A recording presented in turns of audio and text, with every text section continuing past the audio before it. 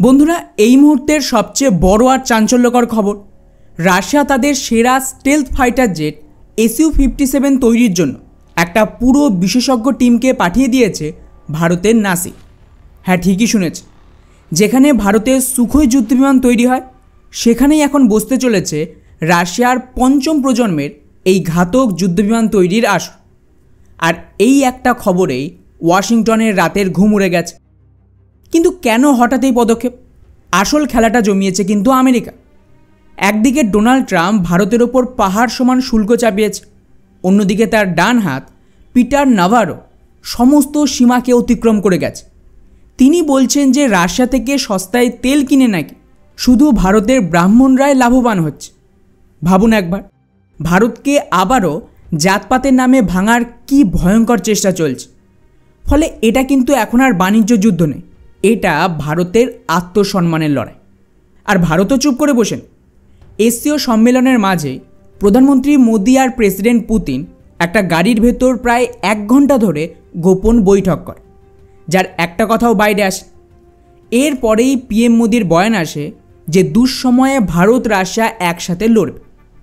তাহলে কি ওই গোপন বৈঠকেরই ফল রাশিয়ান টিমের এই ভারত সফর? এবং এটা কি নিশ্চিত যে ভারতের মাটিতেই এবার তৈরি হবে Su-57? যদি তাই হয় তাহলে আমেরিকা কি আরও ভয়ঙ্কর নিষেধাজ্ঞা চাপাবে ভারতের ওপর? আর ভারতই বা তার কি জবাব দেবে? চলুন আজকের এই ভিডিওতে সব রহস্যের পর্দাফাশ করা যায়।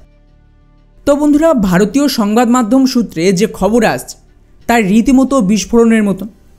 রাশিয়া তাদের Su-57 তৈরির জন্য বিনিয়োগ আর প্রযুক্তির খরচ খতিয়ে দেখতে ভারতের টিম পাঠিয়েছে।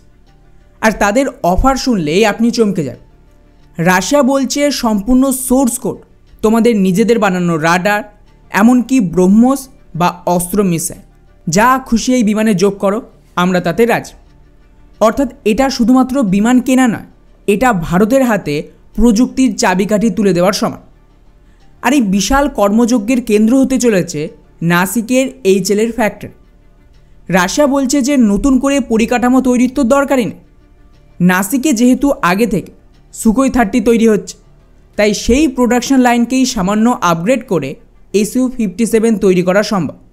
দুটোই একই পরিবারের বিমান, একই কোম্পানির প্রযুক্তি। এতে করে এর খরচ আর সময় দুটোই অনেকটা বেঁচে যাবে। তবে ভারতও এবার কড়া পদক্ষেপ নিয়েছে। প্রতিরক্ষা মন্ত্রক স্পষ্ট জানিয়েছে, পুরনো FGFA প্রোগ্রামের মতন তিক্ত অভিজ্ঞতা এবার ভারত আর চায় না। তাই এবারে কথা হবে প্রপার শর্ত মেনে। ভারতের দাবি সম্পূর্ণ প্রযুক্তি হস্তান্তর, সোর্স কোড আর আমাদের দেশীয় অস্ত্র আর রাডার ব্যবহারের 100% স্বাধীনতা দিতে হবে। তা না হলে কোনো চুক্তি ভারত করবেন। কারণ ভারত এবারে শুধুমাত্র একটা ক্রেতা নয়, বরং অংশীদার হতে চায় এই প্রোগ্রাম। আর এই সব কিছু দেখেই আমেরিকার ঘুম হারাম হয়ে গেছে। মার্কিন বিশেষজ্ঞরা বলছে এই চুক্তিটা যদি হয়ে যায় তাহলে ভারতের বাজারে F-35 বিক্রির স্বপ্ন তো শেষ হবে।